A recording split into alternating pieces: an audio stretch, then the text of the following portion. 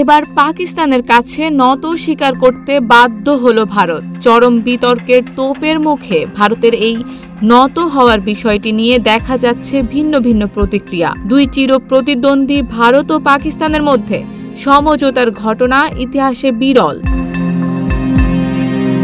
Champions trophy নিয়ে ভারত ও পাকিস্তানের মধ্যে নানা জটিলতার সৃষ্টি হয়েছিল, যা আয়োজনে চরম অনিশ্চয়তার সৃষ্টি করেছে।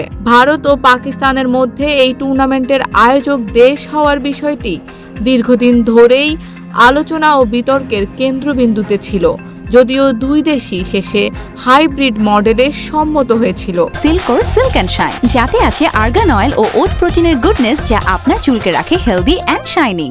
তবে ভারতীয় ক্রিকেট কন্ট্রোল বোর্ড নতুন করে বাধা সৃষ্টি করেছিল, বিশেষ করে পাকিস্তানের নাম নিজেদের জার্সিতে রাখার বিষয়ে। ফলে পাকিস্তান কড়া প্রতিবাদ জানায় এবং আইসিসি এতে হস্তক্ষেপ করতে বাধ্য হয়। আইসিসি তাদের নির্দেশনা অনুসারে পাকিস্তানের নাম রাখতে হবে এমন সিদ্ধান্তই জানায়। ভারত এরপর কিছুটা সুর নরম করে এবং বিসিসিআই এর নবনিযুক্ত সচিব দেবজিৎ সাইকিয়া জানান, আমরা আইসিসির নির্দেশিকা অনুসরণ করব। এদিকে ভারতের অধিনায়ক রোহিত শর্মাকে পাকিস্তানে যাওয়ার বিষয়ে শোনা যাচ্ছিল নানা গুঞ্জন। পাকিস্তান বোর্ড এই ব্যাপারে বেশ আশাবাদী ছিল যে রোহিত উদ্বোধনী অনুষ্ঠানে অংশ নেবেন। তবে সাইকিয়া নিশ্চিতভাবে কিছুই বলেননি যে রোহিত পাকিস্তানে যাবেন কিনা। এটি 1996 সালের পর প্রথমবার যে পাকিস্তান আইসিসি ইভেন্টের আয়োজন করতে যাচ্ছে এবং সেই আয়োজন নিয়ে দীর্ঘদিন ধরে বেশ টানাপোড়েন চলছিল। শেষমেশ হাইব্রিড মডেলে পাকিস্তানের 3টি ভেন্যু এবং দুবাইয়ে ম্যাচ অনুষ্ঠিত হবে।